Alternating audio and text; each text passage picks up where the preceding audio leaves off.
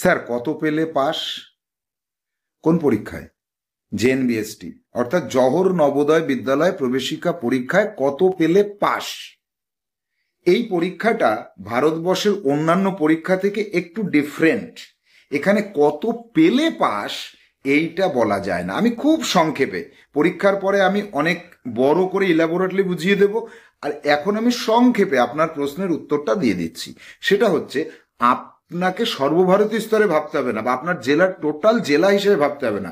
আপনাকে শুধু ভাবতে হবে আপনি যে ব্লকে বাস করেন সেই ব্লকে কতজন পরীক্ষা দিয়েছে। সাপোজ 150 জন পরীক্ষা দিয়েছে, সেখানে হায়েস্ট নাম্বার উঠেছে 100 একজন পেয়েছে, 99 2জন পেয়েছে, 98 3জন পেয়েছে, আর আপনার সন্তান 95 পেয়েছে। আপনার সন্তানের চান্সটা নাও হতে পারে, 95 পেয়েও চান্সটা না হতে পারে। কেন? কারণ একটা ব্লক থেকে কতজনকে নেবে? 5জন, 6জন, 7জন, তার বেশি তো নেওয়া সম্ভব না। তাহলে 100কে নেবে না 95কে নেবে? 100কে নেবে, 99কে নেবে, 98কে নেবে, 97কে নেবে। তাহলে 95 বাদ গেল।